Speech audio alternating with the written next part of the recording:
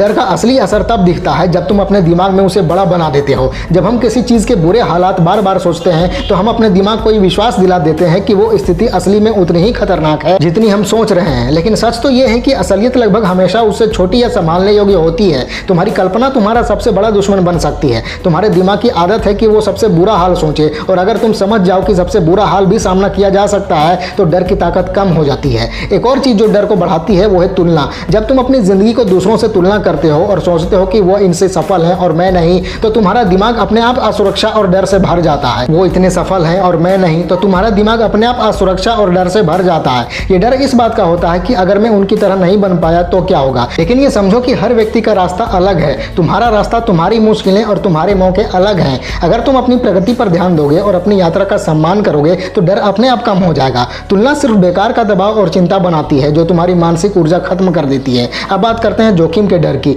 बहुत लोग जोखिम लेने से डरते हैं और ये डर हमेशा उन्हें सुरक्षित जोन में रखता है। लेकिन जिंदगी में प्रगति और सफलता वहीं मिलती है जहां जोखिम होता है। अगर तुम जोखिम से नहीं डरते लेकिन सोच समझकर जोखिम लेते हो तो तुम्हारे अंदर एक आत्मविश्वास बनता है जो डर को अपने आप कम कर देता है। जोखिम का मतलब बेहूदगी नहीं बल्कि सोच समझकर हिम्मत दिखाना जरूरी है। तुम्हारे काम और फैसले उस हिम्मत के आधार पर होने चाहिए। जब तुम लगातार छोटे छोटे जोखिम लेते रहोगे तो तुम्हारा दिमाग धीरे धीरे एडजस्ट हो जाता है और डर का स्वाभाविक असर कम हो जाता है। एक और चीज जो डर को बढ़ाती है वो है टाल मटोल। जब तुम अपने लक्ष्य और जिम्मेदारियों को टालते हो तो दिमाग उन्हें खतरे और चिंता के रूप में देखता है। तुम्हारा अवचेतन सोचता है कि अगर मैंने काम नहीं किया तो परिणाम काफी नकारात्मक हो सकते हैं। देर करना और निर्णय ना लेना ही डर को बढ़ाता है। अगर तुम काम करने की आदत डालोगे, चाहे छोटे छोटे कदमों में ही सही, तो तुम्हारे अंदर एक गति बनती है जो डर को तोड़ देती है। काम करने की ताकत बहुत बड़ी है। एक बार जब तुम लगातार काम करना शुरू कर देते हो तो डर अपने आप कम हो जाता है। यह भी समझना जरूरी है कि डर का एक सामाजिक पहलू भी है। हमारे पुराने समय में डर एक सुरक्षा का जरिया था, लेकिन आज के आधुनिक जीवन में सामाजिक डर बहुत ज्यादा है।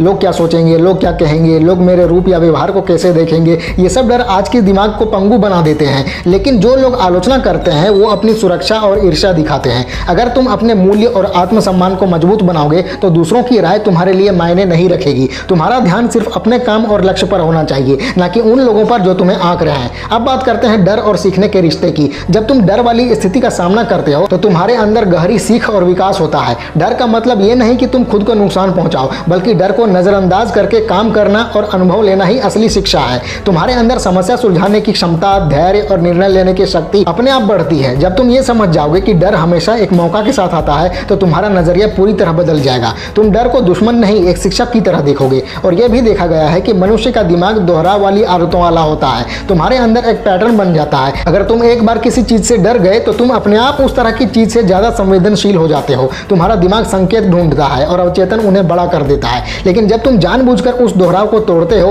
और हर बार सक्रिय रूप से सामना करते हो तो तुम्हारा दिमाग एडजस्ट हो जाता है और दोहराव का असर कम हो जाता है। यह प्रक्रिया धीरे धीरे होती है। धैर्य और लगातार अभ्यास चाहिए, लेकिन लंबी अवधि में यह बहुत ताकतवर होती है। एक और आसान तरीका है अपनी बातें लिखना और सोच विचार करना। अपने डर को कागज पर लिखो। अगर तुम्हें पता चल जाता है कि डर का असली कारण क्या है तो उसे संभालना आसान हो जाता है। डर अक्सर अस्पष्ट और अधूरा होता है और इसी अस्पष्टता से वो और ज्यादा ताकतवर बन जाता है। जब तुम साफ साफ पहचानते हो कि किस चीज से डर लगता है और क्यों, तो तुम्हारे दिमाग को एक ठोस समाधान मिल जाता है। तुम धीरे धीरे एक योजना बना सकते हो और डर अपने आप कम होने लगता है। एक और पहलू है माहौल और आसपास का वातावरण। तुम्हारे आसपास की ऊर्जा और लोग तुम्हारे डर को बढ़ा सकते हैं। अगर तुम लगातार नकारात्मक लोग, दुख भरी खबरें और खराब माहौल में रहोगे तो तुम्हारा दिमाग अपने आप चिंता और डर से प्रतिक्रिया करने लगता है। इसलिए जरूरी है कि अपने आसपास के माहौल को सोच समझकर चुनो। सकारात्मक लोग, प्रेरक कहानियां और विकास की ओर ध्यान देने वाला वातावरण तुम्हारे डर को कम करता है और तुम्हारे आत्मविश्वास को बढ़ाता है। तुम्हारी ऊर्जा और ध्यान सही दिशा में जाता है।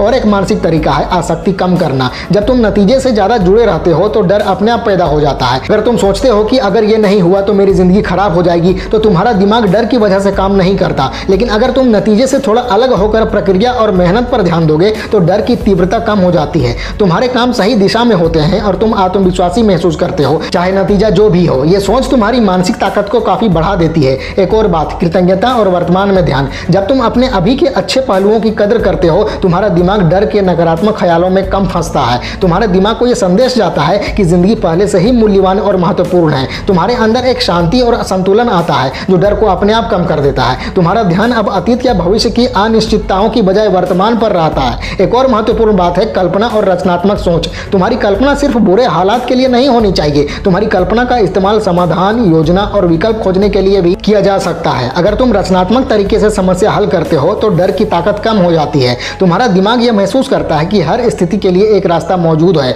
यह तरीका तुम्हारी मानसिक लचीलापन बढ़ाता है और तुम्हारी अंदरूनी ताकत को मजबूत करता है। ये समझना जरूरी है कि डर कभी पूरी तरह गायब नहीं होता, लेकिन इसका मतलब ये नहीं कि तुम्हारी जिंदगी पर तुम्हारा कंट्रोल नहीं है। डर का होना सिर्फ तुम्हारी हिम्मत और काम करने की क्षमता को जांचता है। तुम्हारी अंदर की हिम्मत और सहन शक्ति ही डर का असली इलाज है। जब तुम लगातार कोशिश करते हो, मुश्किल हालात का सामना करते हो और मानसिक स्पष्टता बनाए रखते हो तो डर की ताकत तुम पर हावी नहीं रहती। तुम्हारे अंदर एक अजेय ऊर्जा और आत्मविश्वास बनता है जो तुम्हें जिंदगी की हर चुनौती के लिए तैयार रखता है। याद रखो, डर का ढांचा, तरीका और आदतें समझना पहला कदम है। फिर काम करना और सामना करना, तैयारी करना, आसक्ति कम करना, बातें लिखना, सकारात्मक माहौल, कल्पना, कृतज्ञता और रचनात्मक सोच, ये सब मिलकर तुम्हें निडर बनाते हैं। तुम्हारे अंदर एक ऊर्जा बनती है जो तुम्हारे अवचेतन को सही दिशा में ले जाती है और तुम्हारे कामों को आत्मविश्वासी और ताकतवर बनाती है। तुम्हारा दिमाग धीरे धीरे एडजस्ट होता है और जिंदगी की हर मुश्किल का सामना करने की हिम्मत अपने आप बन जाती है। तो अब तक मैंने जो भी बताया उसे अपनी रोजमर्रा की जिंदगी में अपनाओ। डर का सामना करो,